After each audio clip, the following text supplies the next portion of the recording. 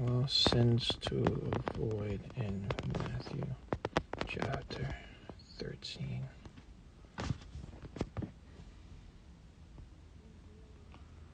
What's going on, people? Thank you for joining.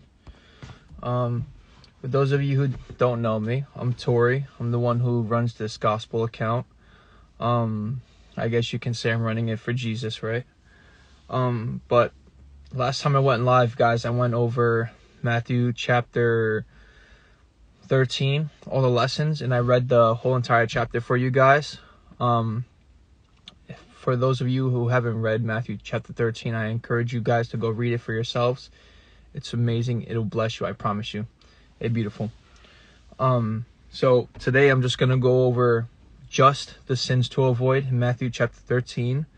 And next time I go live, we'll be going over the commands to obey. But for now on, I'm just going to jump into it. I promise you this stuff is going to bless you guys.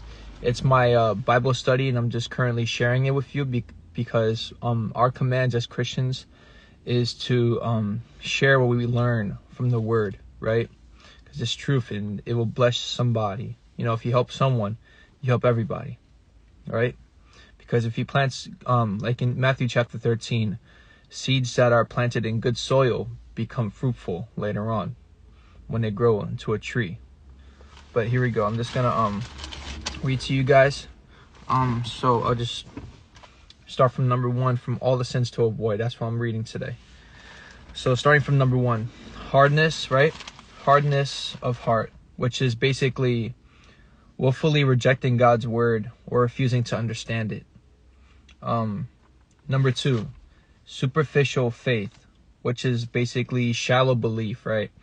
Which also means receiving the word with joy, but falling away when trials or persecution comes, right? Number 3, right? Which is seeds that are grown in thorny places, right? So, which comes to be worldliness or distractions, right? Letting worries of life, riches, or pleasures choke out God's truth, which means distractions keep believers from growing and being fruitful in their faith. Basically, part of Matthew chapter 13 says that, but the deceitfulness of wealth and the desire for other things come in and choke the word, making it unfruitful. Number 4, spiritual laziness, right? Or ignorance. Choosing not to seek understanding or ignoring the deeper meaning of God's word, right? Number 5, which is hypocrisy or just pretending to believe. When you're just living amongst God's people, but not truly belonging to Him. You're just saying, yeah, I'm a follower of Christ, but you're living a certain way that's not reflecting that. That's hypocrisy, you know? And that's what the Pharisees were doing in Jesus' time. Number 6, rejecting the kingdom's worth, which is failing to recognize the infinite value of the kingdom and not sacrificing everything for it. And last but not least, number 7, right? False security and mixed company, which is basically assuming you're safe because you're among believers without true righteousness. You know, this reminds me of a lot of people who call Jesus Lord and say, yeah, I went to church with my family. Yeah, my mom was a big Christian. My dad was a big Christian. Yeah, they believe. That's not going to save you. You're not safe because you're around that. Your soul is in your keeping alone, you know. What you do defines you. And what you do is whether you can be judged or not. You know, you understand what I'm saying. And I got a little short summary about Matthew chapter 13, which is the sins to avoid.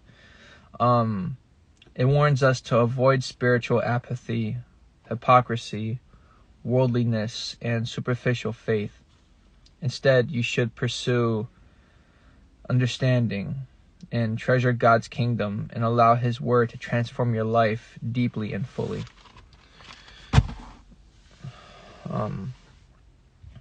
But that's about it for all the sins to avoid, guys. And that was like a quick video for you. I always go live before I post the videos because it's more in person. If you guys have any questions or concerns, you guys can bring it my way.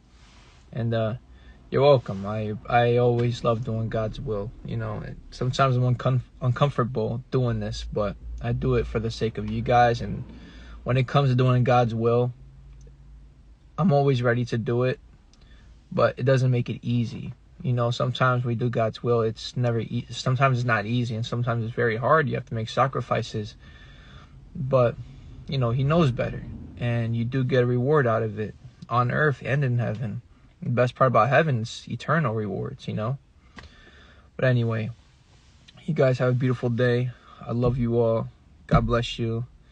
Stay faithful. All right. Goodbye.